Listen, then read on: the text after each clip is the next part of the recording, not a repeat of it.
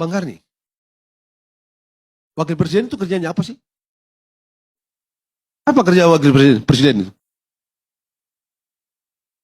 Saya berseluruh dengan teman-teman saya begini. Manusia yang paling senang di Indonesia hari-hari ini, Wapres. Pak Wapres tuh. Pakai sarung tiap hari, asik, senang aja tuh, gak ada kerjaan tuh. Tapi semua diurus oleh negara. Wapres itu kerjanya, dia tidak punya wewenang apa-apa. Tunjukkan pada saya satu saja keputusan Wapres. Yang official. Tunjukkan pada saya. Itu kan cuma ada waktu Bung Hatta dulu, maklumat X tuh. Situasi gitu. Tunjukkan pada saya, mana apa kerjaan Wapres?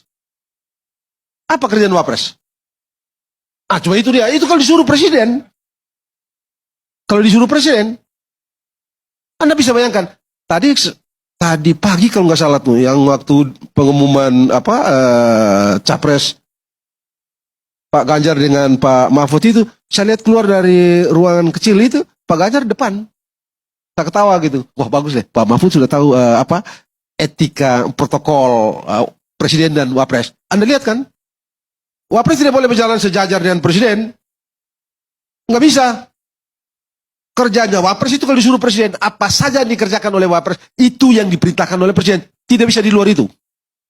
Suka atau tidak, senang atau tidak. Satu-satunya yang diperlukan oleh Wapres ini adalah, yang kita perlu Wapres ini jangan sampai presidennya mati. Kalau dia mati di tengah jalan, itu yang, Prof. Cita, itu yang dipikirkan oleh orang yang menemukan jabatan Wapres ini. Itu dibicarakan di Philadelphia Constitutional Convention 1787. Perdebatan di Philadelphia Constitutional Convention di Amerika Serikat itu mulai dari 17 Mei sampai 17 September 1787. Tahu nggak? September awal itu orang bicara jabatan Wapres. Itu disamakan dengan putra mahkota. Dengan pertimbangan, karena tadinya kan jabatan presiden itu jabatan tunggal. Kewenangannya dipusatkan, dikonsentrasikan sepenuhnya pada presiden. Tidak dibagi. Tidak didistribusi. Itu presiden. Jabatan tunggal. Disamakan dengan Raja George III di Inggris. Nah kalau kita ciptakan, kita ini tidak mau mengulangi praktek kerajaan absolut di Inggris. Kenapa kita ciptakan jabatan itu? Kata Randolph.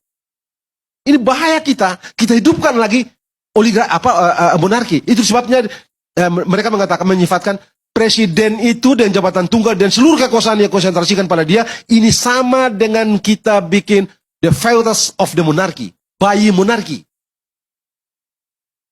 Lalu, tapi itu yang diperlukan karena pengalaman di negara bagian, kalau parlementer celaka, jadi harus ditaruh biar efektif.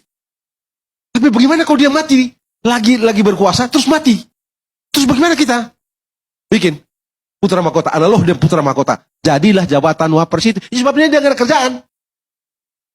Kawan ini, si Wapres ini nggak ada kerjaan. Jadi kalau dia tidak ada kerjaan, kenapa juga kita pusingkan dengan Tuan Gibran ini, anak kecil ini?